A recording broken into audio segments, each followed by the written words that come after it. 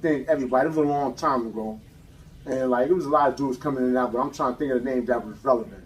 The people that was relevant. K-Born was in Mod 2 with me. That's when I was in Mod 2 was K-Born, B-Sheet, Rail, Smooch, Shy 120. That's when Shy 120 was like 30 years old playing adolescents with 18-year-old kids. Yeah. And I had my situation with Shy 120.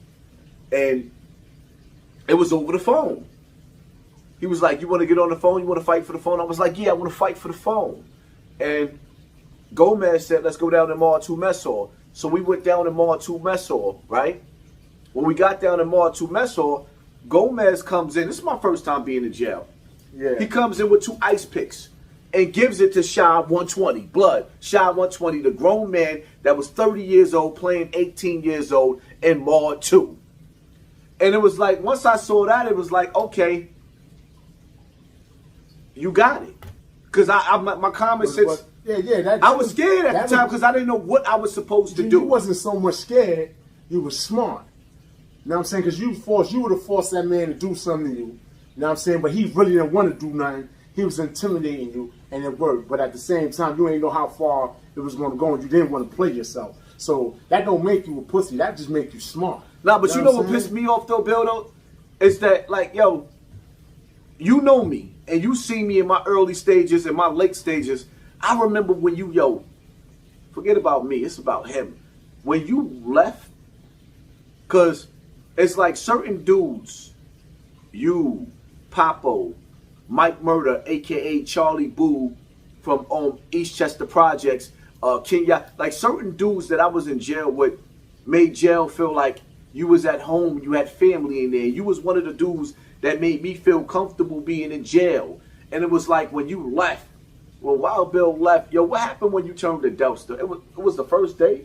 Yeah, the first day. The first day I went to the Dells, right? They take me to the 3 building. It's funny.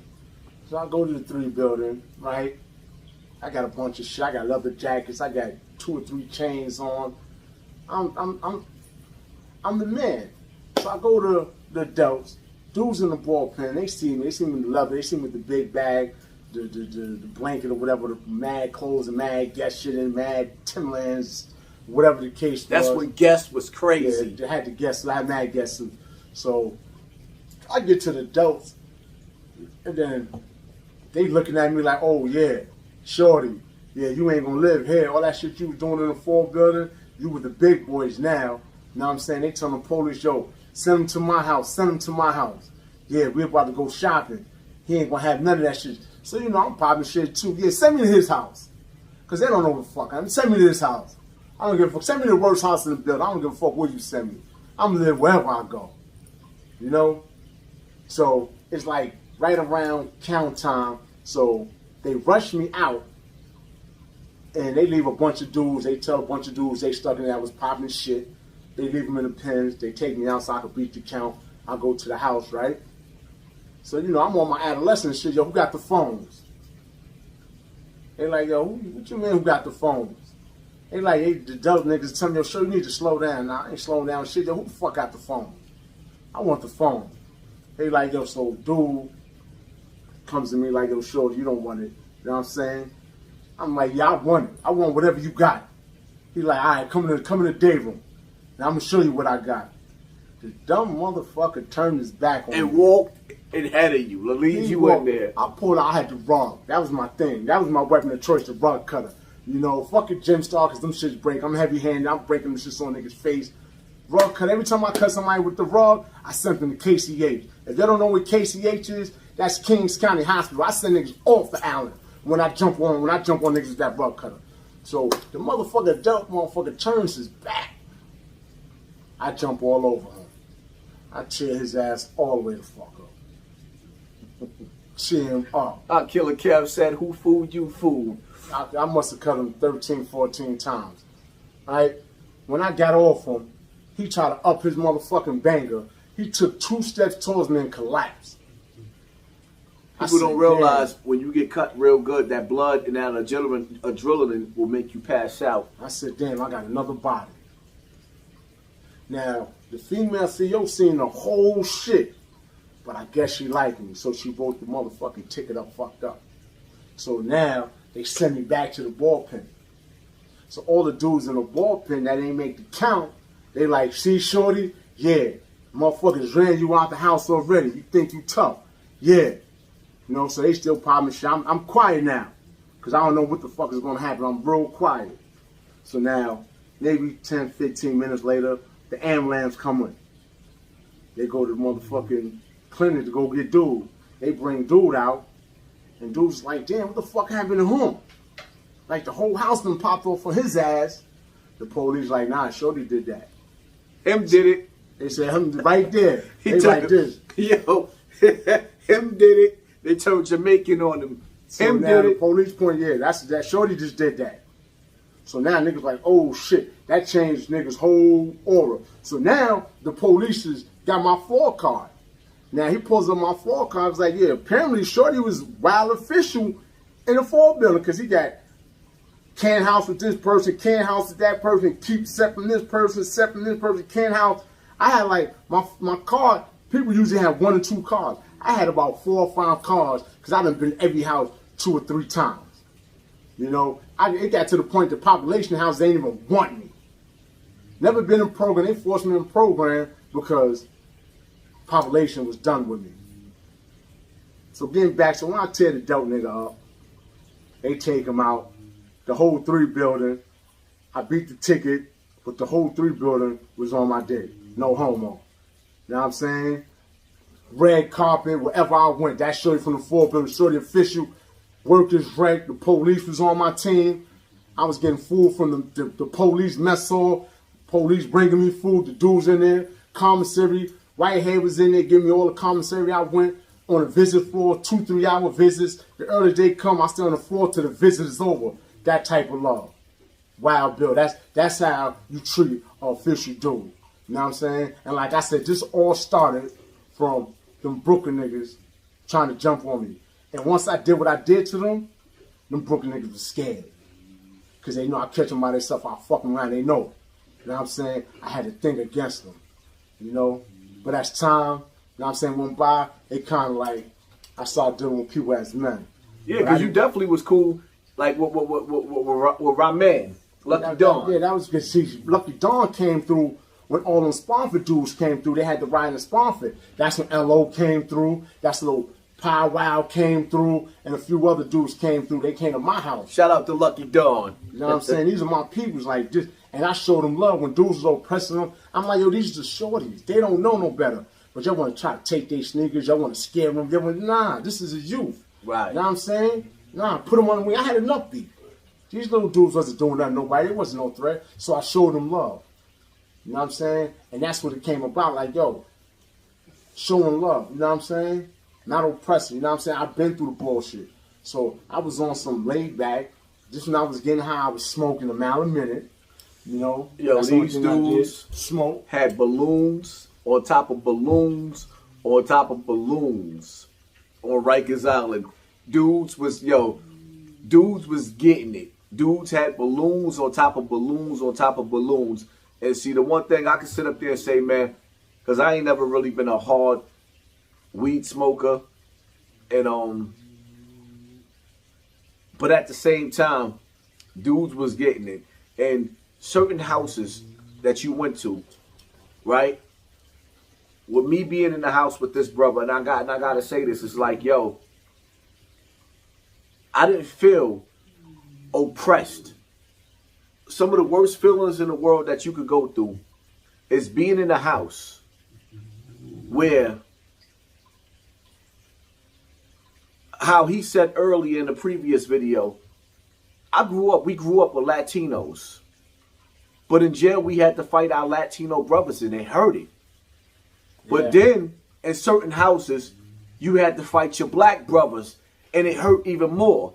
When I was amongst this brother right here, this is why when I came home, I looked and searched and looked and searched and looked and searched. Wild Bill, Wild Bill. Wild Bill was one of the dudes that I had to find, because when my stay in Rikers Island, because I always felt like in the streets, I was a monster.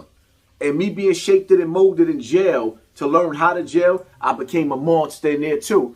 But at the same time, in my transition, it's like when you fighting dogs or even when you fighting a child, you don't throw a child out in the ring to fight somebody that's brutal. You put them with somebody that's his equal so they can spar with each other. Because if you take somebody and you throw them in the ring, you can damage them. And jail damaged a lot of dudes that was thorough. And then a lot of niggas in jail that pretended to be the illest niggas only ended up in the right houses around the right niggas that gave them the right reputation at that right time. But when they came back to the street, they was soft as shit. I seen dudes in jail that had bodies in the street that was washing drawers in the showers. That's why you gotta keep the thing balanced. You know what I'm saying? All that you want to be a killer, you gotta keep it balanced. You gotta be able to know when to flip, know when to do certain things. And you gotta know when to be humble too, you know? I could have took advantage of a lot of situations. A lot of different houses. Any house I went to, motherfuckers was mad. Even when I went up north, I went in jail, the whole jail could just think, wow, bitch, here go the bullshit. He on bullshit. You know what I'm saying? So it was like, I'm not even on that type of time. You don't fuck me, I don't fuck with you. I'm a rock. But I know when I went to certain jails, I knew certain people was there. I knew like, yo, one of us got to go. You know? I done got kites. Right? Let me tell you this. I'm gonna tell you another story. I was supposed to stop at two stories I wanted to tell, but I'm gonna tell you a story, right? Just funny shit, right? This whole shit with Shoe Shine again, right? I'm in Kasaki, right? In Kasaki, right? My son Cash just did 29 years. He just got out a couple of months ago and they deported his ass to Jamaica. That shit fucked up. That was my dude. 29 years. He was just up north with my brother in Franklin County, Franklin Jail, whatever, up north. But Cash had cut some in Elmira, right? And they sent him to Kasaki. So he had to go back to Elmira to go to court. When he goes back to Elmira to go to court, Shoe Shine is Elmira. Shoe Shine sends Cash with a kite to give the Fame and nigga Rock. Brownsville nigga, the Best Star nigga, Fame, whatever the case may be. So Cash don't give him the kite. Cash give me the kite. And say, yo, Wild Bill, what you want to do? After I read the kite, he like Shoe Shine like, yo, get this nigga touched, you touch him, get him touched, holla at my sister, let my sister know it's done. You know? So I read the kite, that's what it said pretty much, you know? So Cash like, yo, what you want to do? This is a Brooklyn dude now. It's a Brooklyn dude. So I told you, all Brooklyn dudes ain't bad. What you want me to do? Give him the kite. That was the mission, right? Give him the kite. You know what I'm saying? So Cash get a nigga the kite. So every time Fame come around me, you know, I got the rug out.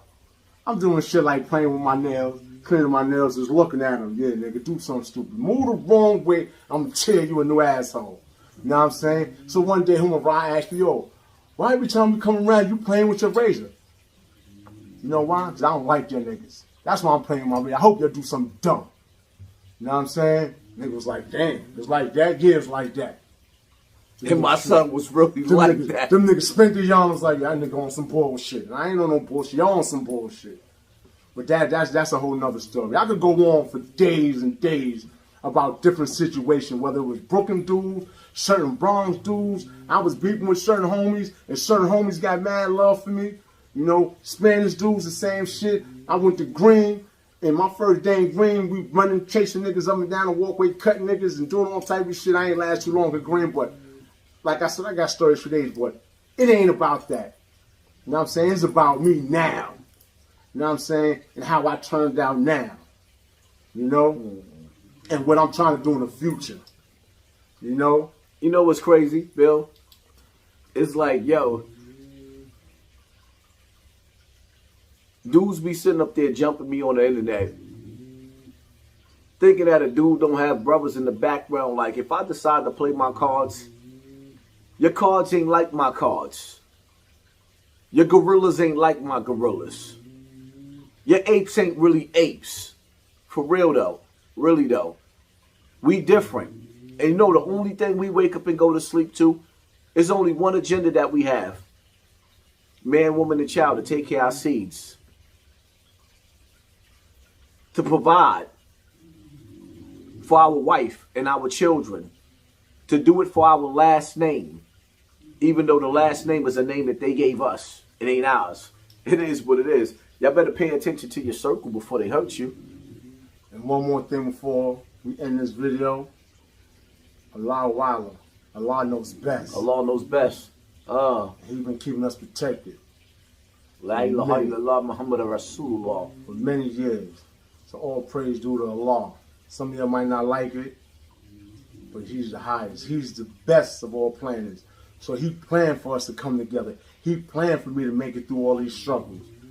No matter what I went through, how hard my times was, he ain't put a burden on my back that I couldn't handle. And like I said, when my plan ain't go right, you know, me as a believer, my plan ain't go as corner plan, because that wasn't Allah's plan. Like I said, he's the best of all planners. SubhanAllah. So I can't even get mad. You know what I'm saying? Because right now, he's blessing me now. He's been blessing me for all these years. Even when I thought I'm in a box, I needed that time out. He helped me. He carried me. He was that angel when I was going to war, when I cut all them dudes and didn't get a scratch on me. And all them dudes is official. They was known cutters. He protected me. We had beef for some of the best, and we here now. This is just part one of the chapter. We ain't even get started. It is what it is. There's a lot of energy out there, man. We gonna show y'all grown man energy. A man is incomplete without his wife and his children. We coming equipped with everything. A man is incomplete without his wife and his kids, man. I don't know what you dudes doing on social media where y'all huddled up 30 deep, 40 deep, talking about a bunch of nothing. Do you? Live your life the best way you can. We're going to lead by example. It is what it is. Stay tuned for part 2. And I'm going to tell y'all something too, man. Y'all don't even understand. There's so many dudes that I can't even wait to bring to the forefront that's been through the hellfire, that's going to lead you to heaven. There's so many dudes that's been to the hellfire that's trying to lead you to heaven. These niggas trying to lead you to hell. Follow the straight path, the righteousness. It is what it is. Straight Mutaqim, brother. The Siratos Mustaqim. Keep on following.